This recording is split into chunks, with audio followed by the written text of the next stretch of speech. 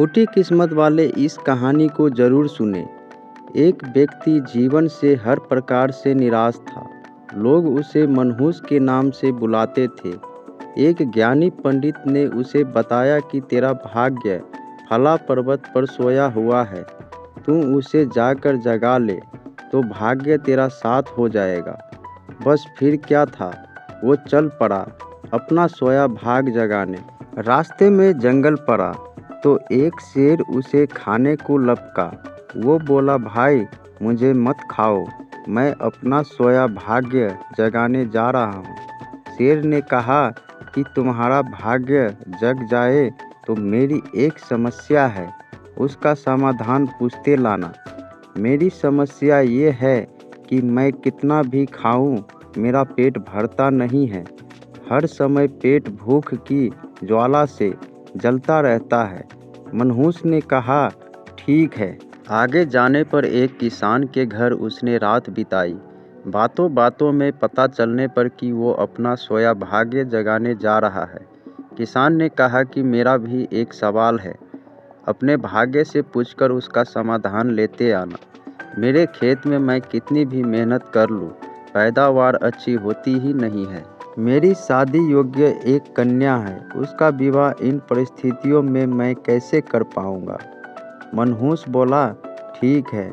और आगे जाने पर वो एक राजा के घर मेहमान बना। रात्रि भोज के उपरांत राजा ने ये जानने पर कि वो अपने भाग्य को जगाने जा रहा है, उससे कहा कि मेरी परेशानी का हल भी अपने भाग्य से पूछते आना। मेरी परेशानी ये है कि कितनी भी समझदारी से राज्य चलाओ, मेरा राज्य में अराजकता का बोलबाला ही बना रहता है। मनहूस ने उसे भी कहा, ठीक है। अब वो पर्वत के पास पहुंच चुका था। वहां पर उसने अपने सोए भाग्य को झिंझोट कर जगाया। उठो उठो, मैं तुम्हें जगाने आया हूँ। उसके भाग्य ने एक अंगड़ाई ली और उसके साथ चल दिया।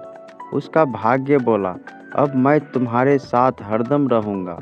अब वो मनहूस न रह गया था, बल्कि भाग्यशाली व्यक्ति बन गया था और अपने भाग्य की बदौलत वो सारे सवालों के जवाब जानता था।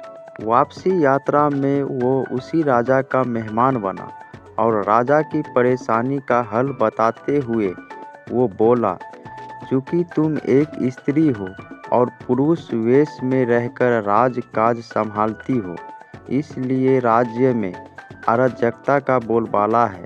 तुम किसी योग्य पुरुष के साथ विवाह कर लो, दोनों मिलकर राज्य भार संभालो तो तुम्हारे राज्य में शांति स्थापित हो जाएगी। रानी बोली, तुम ही मुझसे विवाह कर लो और यहीं रह जाओ।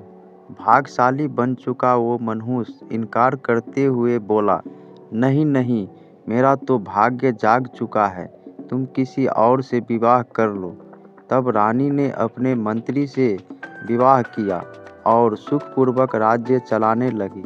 कुछ दिन राजकीय मेहमान बनने के बाद उसने वहां से विदा ली। चलते चलते वो किसान के घर पहुंचा और उसके सवाल के जवाब में बताया कि तुम्हारे खेत में 7 कलश हीरे जवाहरात के घड़े हैं।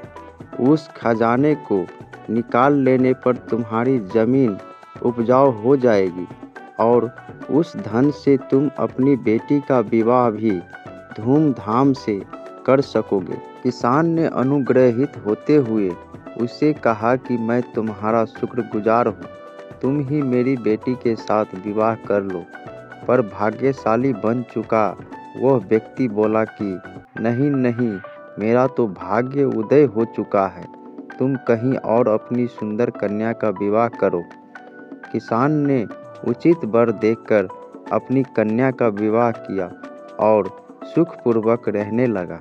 कुछ दिन किसान की मेहमान नवाजी भोगने के बाद वो जंगल में पहुंचा और शेर से उसकी समस्या का समाधान स्वरूप कहा कि यदि तुम किसी बड़े मूर्ख को खा लोगे तो तुम्हारी ये क्षुधा शांत हो जाएगी। शेर ने उसकी बड़ी आवभगत की और यात्रा का पूरा हाल जाना। सारी बात पता चलने के बाद शेर ने कहा कि भाग्य उदय होने के बाद इतने अच्छे और बड़े 2 मौके गंवाने वाले ये इंसान तुझसे बड़ा मूर्ख और कौन होगा। तुझे खाकर ही मेरी भूख शांत होगी। और इस तरह वो इंसान शेर का शिकार बनकर मृत्यु को प्राप्त हुआ। दोस्तों, इस कहानी से शिक्षा ये प्राप्त होता है कि यदि आपके पास सही मौका परखने का विवेक और अवसर को पकड़ लेने का ज्ञान नहीं है तो भाग्य भी आपके पास आकर आपका कुछ भला नहीं कर सकता।